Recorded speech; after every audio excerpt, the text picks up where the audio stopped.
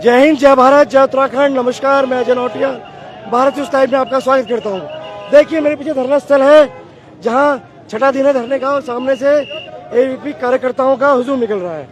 आज DAV college के चुनाव हुए हैं, छात्र संघ चुनाव हुए हैं, नेता जीते हैं एबीवीपी और वो बिल्कुल यहाँ से निकल रहे हैं। देख लीजिए, जवाहरलाल पुलिस भी, भारी पुलिस बल भी तैनात है ताकि कोई हंगामेबाजी ना हो, कोई तनाव की स्थिति पैदा ना हो।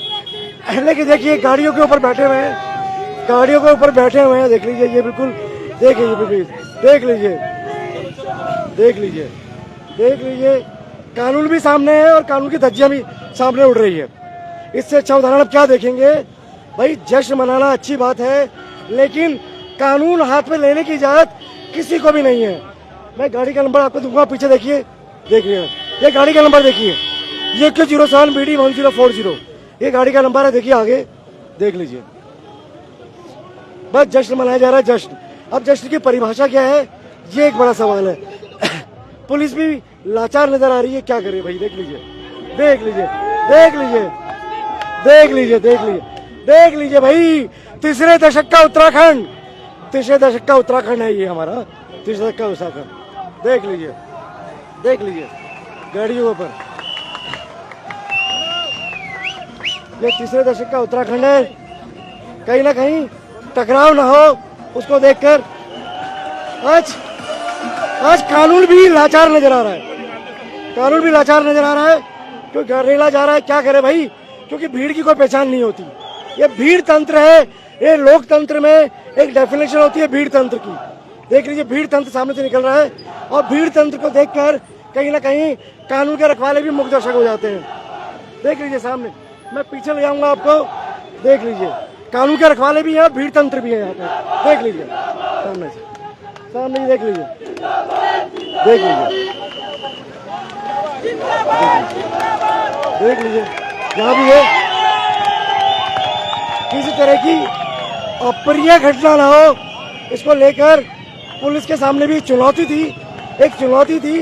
पहले से ही एक प्रेशर को झेल रही पुलिस, कहीं दूसरा प्रेशर ना हो, क्योंकि छात्र चुनाव में कई जगह एबीवीपी को विजय प्राप्त हुई है, तो ये विजयी जुलूस निकल रहा था और इत्तेफाक से सामने क्या कहेंगे। ये वो बच्चों का दर्द है, देखो क्या जीता है उन्होंने दिल, सॉरी है ना, वो चोर है। उन्होंने, वो बात की बात है। अभी हम बात कर रहे हैं, बात कुछ और हो रही है। संघर्ष की थी ना, देखिए क्या शांति प्रिय तरीके से उन्होंने सारी चीजें की हैं। देखिए, कानून के रखवाले भी और कानून की धज्जियां भी उड़ाई जा रही वो थी। अलग चीज है, उस पर हम बात ही नहीं कर रहे आज। मैं बात कर रहा हूँ हमारे इन बच्चों का संयम जो लगातार रहा, वो जानबूझ के इनको आक्रोश। कहीं ना कहीं ये पुलिस अब चालान करेगी तो हम ये वीडियो दिखाएंगे ना उन्हें। हाँ बिल्कुल, ये दिखाएंगे वीडियो, डंके की चोट पर दिखाएंगे।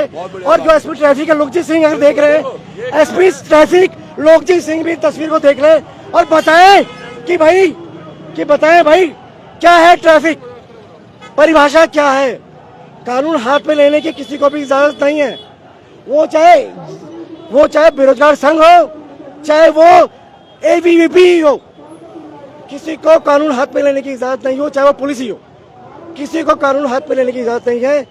ये जो लोकतंत्र है, ये लोकतंत्र की खूबसूरती इसी में है कि इसकी खूबसूरती को बनाया जाए, मिलकर बनाया जाए। विजयी जुलूस है, निकालिए, जश्न मनाइए, लेकिन भाई एक मर्यादा का भी ध्यान रखिए, क्योंकि आप देवभूमि में रह रहे हैं, दानव भूमि में नहीं रह रहे साहब। ये बड़े सवाल है जी, क्या कहेंगे सर? सबसे पहले तो आपने सुन लिया होगा मैंने क्या कहा, क्या मैसेज दिया है। सबसे पहले तो मैं अपने सारे बेरोजगार साथियों को सलाम करना चाहता हूं, उनके संयम के लिए, और जो उनको गाइड हम लोग प्रोवोक करने की कोशिश हो रही थी क्या? उन्हें हमने जो गाइड किया था कि आपको कोई रिएक्शन नहीं देना है, उन्होंने अपने आप के, अपनी जो एजुकेशन है उसका परिचय दिया। दूसरा, मेरी नाराजगी नहीं है, सिर्फ हल्की सी एक कंसर्न है, जो यहाँ पे एसपी ट्रैफिक हैं लोकजीत जी, मैं चाहता हूँ कि अगर ये रोड वन वे है तो विजयी जुलूस के लिए जिस तरह से रास्ता चुना गया और बिल्कुल अपोजिट रास्ता चुना गया। वन वे रोड है ये, बताओ, ये वन वे रोड है। देखिए देखिए, ये रोड चाहिए, ट्रैफिक जा रहा है, ये ट्रैफिक जा रहा है। जब वहां से कोई ट्रैफिक आएगा तो पुलिस रोकेगी, क्योंकि वन वे ट्रैफिक है, ये वन वे ट्रैफिक है। लेकिन देखिए, टू वे हो गया था। कैसे? वो कहते हैं ना, जिसकी लाठी उसकी भैंस, मतलब जिसकी लाठी होगी उसी की भैंस होगी। बिल्कुल, और इसका ध्यान रखा जाना चाहिए था। हालांकि विजयी जुलूस है, मतलब निकालिए, हम मना नहीं कर रहे हैं, बिल्कुल जश्न मनाइए, अच्छी बात है। छात्र चुनाव पिछले साल नहीं हुए, हमने इसकी मांग उठाई, हमने धन सिंह रावत जी शिक्षा मंत्री, उनसे ही पूछा कि भाई चुनाव क्यों नहीं हो रहे हैं, क्योंकि भाई कहीं ना कहीं लोकतंत्र की खूबसूरती के लिए बहुत जरूरी है कि हमारे युवा इस राजनीति का पार्ट बने, राजनीति में आए। और इसमें लेकिन राजनेता जो है, लेकिन जो युवा है वो किसी राजनीतिक एजेंडे का शिकार ना बने। सरकार और व्यवस्था को ये ध्यान रखना पड़ेगा कि जो यहाँ पे जिसको सरकार बार बार कह रही है कि यहाँ पे जो युवा हैं ये नीतिगत तरीके से नहीं है, ये विद्रोह कर रहे हैं या इस तरह से बातें हैं, तो देखना पड़ेगा कि कानून की धज्जियां एक्चुअली उड़ा कौन रहा है। वो लोग जो संयम से खड़े थे या वो लोग। मैंने वही कहा, कानून को मैं देखिए भारत न्यूज लाइव जो दिखाता है बड़ी निष्पक्ष खबरें दिखाता है, हम यहाँ किसी का एजेंडा नहीं चलाते। मैंने कहा कानून को हाथ में लेने की इजाजत ना पत्रकारों को है, ना बेरोजगार संघ को है, ना युवाओं को है, ना एबीवीपी, ना एनएसयूआई, ना पुलिस के रखवालों को। सिंपल सी बात है मेरी, इसमें कोई कुछ कहना चाहेंगे आप? यार बड़े भाई, जो हमारा यूवी का अध्यक्ष जीता है अच्छी बात है, वो जीत गए हैं, लेकिन जो हमारे ये भाई लोग बैठे हुए हैं यहाँ आइए ना, मिठाई लाइए, मिठाई खाएंगे आपके साथ बैठ के। इनके संघर्ष के लिए आए हुए हैं, हम इनके संघर्ष के लिए आए हुए हैं यहाँ पे, जो कि मैं जॉब चंडीगढ़ में करता हूँ, लेकिन फिर वहाँ से क्यों पूछा, इनके संघर्ष के लिए यहाँ पे पूछा हूँ। लेकिन कई कानून से कोई ऊपर है क्या? नहीं, कानून से कोई ऊपर नहीं, सबको मानना पड़ेगा, मानना पड़ेगा, पत्रकार को भी मानना पड़ेगा, एसपी ट्रैफिक लोकजीत सिंह को भी मानना पड़ेगा, मुख्यमंत्री धामी को भी मानना पड़ेगा। कानून से ऊपर कोई नहीं है, कोई नहीं है सर, कानून से ऊपर कोई। भाजपा के जो प्रदेश अध्यक्ष, भाजपा के माफी चाहूंगा, भाजपा के राष्ट्रीय अध्यक्ष बंगारू लक्ष्मण जब पैसा लेते पाए जाते हैं तो यही बीजेपी है, अटल बिहारी वाजपेयी की बीजेपी है जो उन्हें बाहर निकाल देती है, पार्टी से बाहर का रास्ता निकाल देती है। सही बात है। तो हमें कहीं ना कहीं उन सिद्धांतों को मानना पड़ेगा कि सबसे पहले देश रहना चाहिए, प्रदेश रहना चाहिए, इसके हित रहना चाहिए। युवा भी है जी, देश से पहले हमारे युवा भी हैं जो इतनी मेहनत करते हैं, दिन रात मेहनत कर रहा है बंदा, कोई अपना घर से कैसे कैसे यहाँ पे आ रखा बंदा, कौन कैसे एग्जाम दे रहा है, कौन क्या कर रहा है, सब हमें वो चीज़ भी देखनी पड़ेगी। अब हम हर चीज़ प्रदेश के ऊपर छोड़ेंगे या धामी के ऊपर छोड़ेंगे तो वो चीज़ नहीं हो सकती है। सवाल कहीं है, लेकिन जवाब ढूंढने को कोई तैयार नहीं हो रहा है।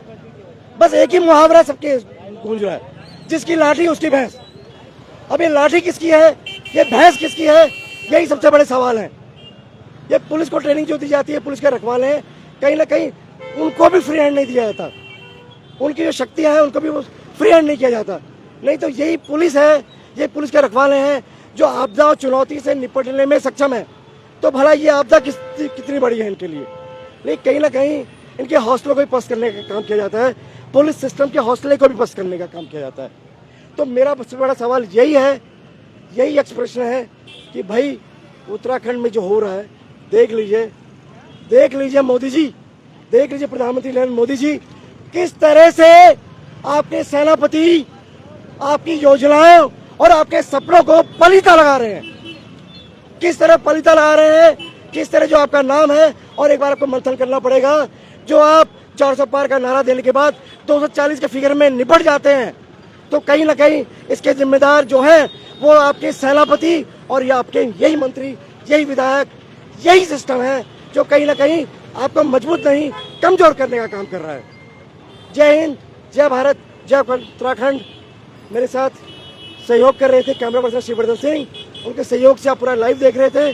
और कोई अपडेट हो आपके पास, आपकी कोई समस्या हो, परेशानी हो, या उत्तराखंड और उत्तराखंडित की बात हो, तो हमें कमेंट करके बताइए, हम आपको आपके बीच मिलेंगे और आपका दर्द दिखाएंगे।